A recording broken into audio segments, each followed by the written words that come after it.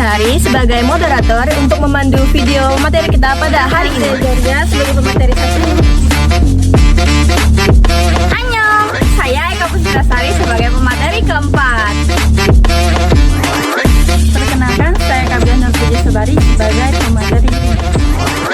Hai, perkenalkan nama saya Nazwa Selimita Ajani sebagai pemateri 3.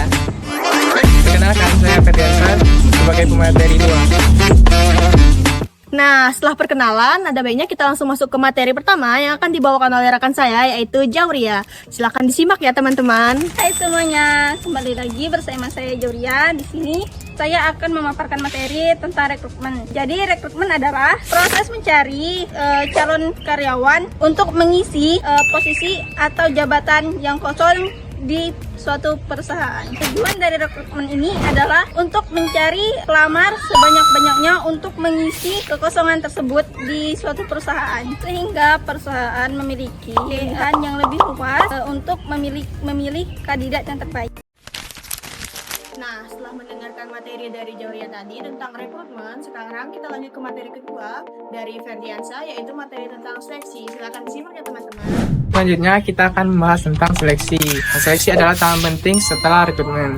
Jadi tidak hanya mencari yang punya pengalaman atau ijazah, tapi juga mencari yang sesuai dengan budaya organisasi. Secara umum, seleksi dilakukan melalui beberapa tahapan. Yang pertama ada seleksi administrasi, yaitu pemeriksaan dokumen seperti CV, ijazah, dan sertifikat. Tujuan dari seleksi ini adalah untuk menilai kemampuan dari kandidat apakah memenuhi syarat yang ditetapkan oleh perusahaan. Yang kedua ada tes kemampuan, yaitu tes psikologi, tes pengetahuan, dan tes teknis yang sesuai dengan posisi.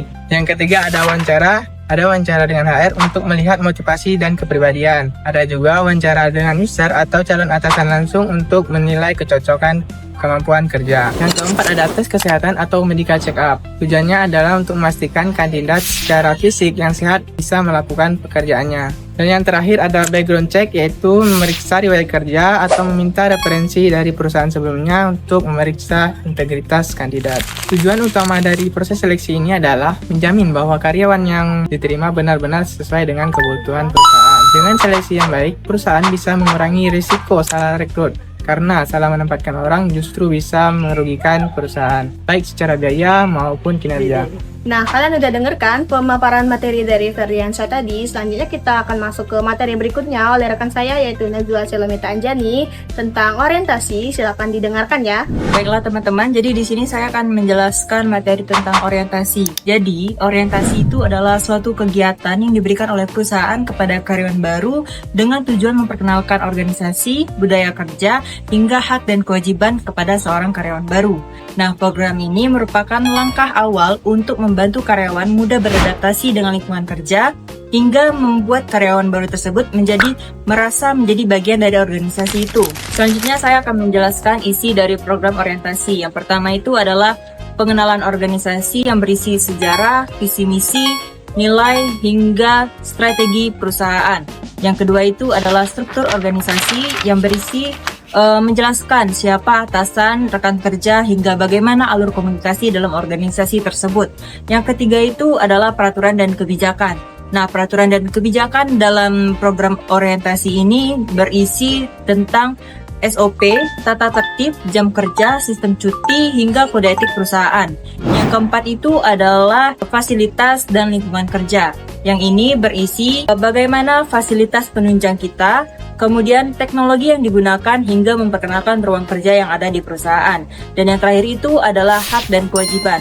Hak dan kewajiban ini menjelaskan apa saja hak yang diterima oleh karyawan baru hingga kewajiban apa saja yang harus dilakukan oleh karyawan baru tersebut. Baiklah, setelah mengetahui pengertian dari orientasi dan apa saja isi dari orientasi, selanjutnya saya akan menjelaskan manfaat dari program orientasi ini. Manfaat dari program orientasi ini adalah yang pertama, karyawan lebih cepat beradaptasi dengan lingkungan kerja yang baru. Yang kedua itu adalah mengurangi tingkat turnover akibat ketidakjelasan informasi yang diterima oleh karyawan baru tersebut. Yang ketiga itu adalah membangun hubungan baik antara rekan kerja baru dengan rekan kerja lainnya hingga atasan. Yang keempat, adalah menjadi langkah awal untuk menciptakan budaya kerja positif. Nah, setelah selesai Najwa tadi menjelaskan materi tentang orientasi, selanjutnya masuk ke materi keempat yang akan dijelaskan oleh rekan saya Eka Puspitasari, yaitu materi mengenai penempatan. Jangan lupa disimak dan didengarkan ya. Baiklah teman-teman, di sini saya akan memaparkan materi tentang penempatan atau placement. Nah, penempatan sendiri adalah proses menempatkan karyawan pada posisi atau jabatan sesuai dengan keterampilan, pengetahuan, serta kompetensi yang mereka miliki, agar para karyawan melakukan pekerjaannya secara optimal dan tujuan perusahaan tercapai secara efektif. Nah, di dalam penempatan terdapat 3 prinsip teman-teman.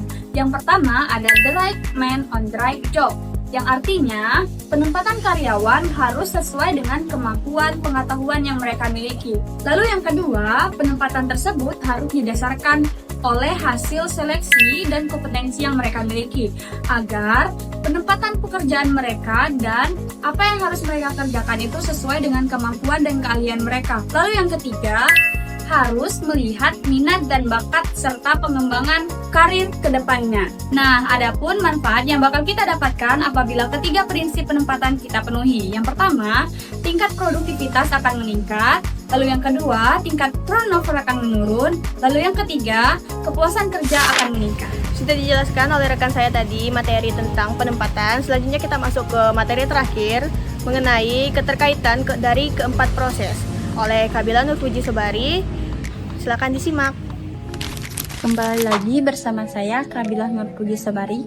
Jadi di sini saya akan menjelaskan tentang materi keterkaitan keempat proses. Yang pertama ada rekrutmen. Rekrutmen adalah tahap awal organisasi untuk mencari dan mendapatkan calon karyawan yang sesuai dengan kebutuhan perusahaan. Yang kedua ada seleksi. Seleksi adalah tahap penyaringan karyawan yang sudah direkrut untuk mencari calon terbaik. Yang ketiga ada orientasi. Orientasi adalah tahap pengenalan karyawan baru terhadap perusahaan, budaya kerja, aturan, dan nilai-nilai yang dijunjung tinggi orientasi. Yang keempat ada penempatan. Penempatan adalah menugaskan karyawan sesuai dengan potensi minat karyawan. Hubungan keempat proses. Jadi, jika rekrutmen, seleksi, orientasi, dan penempatan dilakukan secara baik, maka perusahaan akan memiliki tenaga kerja yang berkualitas, yang loyal, dan produktif. Nah, keempat proses ini saling berkaitan, yaitu rekrutmen mencari calon karyawan, terus seleksi mencari calon terbaik, orientasi membentuk adaptasi, dan penempatan menugaskan karyawan sesuai minat. Pada akhirnya, perusahaan akan mencapai tujuan organisasi yang baik secara efisien dan efektif. Nah, berakhirnya materi kita pada video kali ini. Kesimpulan dari saya, rekrutmen, seleksi, orientasi, dan penempatan merupakan proses tahapan penting bagi perusahaan untuk mencari karyawan yang berkualitas, produktif, loyal untuk mencapai tujuan bersama.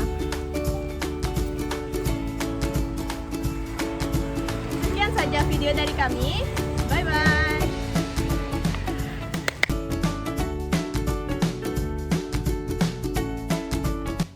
Alamak, ini cantik banget sih, sumpah guys. Dia kalau kena matahari cantik banget cuy. Ini cantik banget sumpah nih cuy. Nah, faktor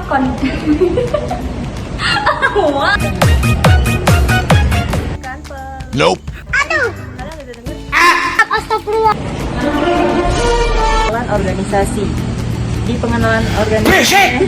Ulang. Assalamualaikum mama.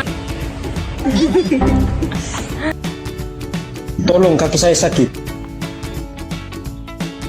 Aku butuh medkit.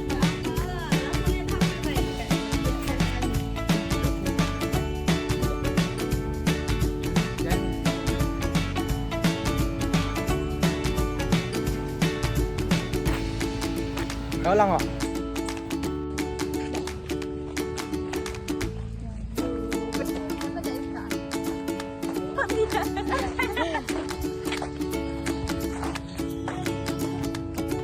Jelas. Ya, jadi kita lagi bikin video, coy. Lihat. Aduh, ngungsi ya guys. Hai guys. Ya, jadi kami akan membuat tugas video pembelajaran Dan kami pun tidak belajar.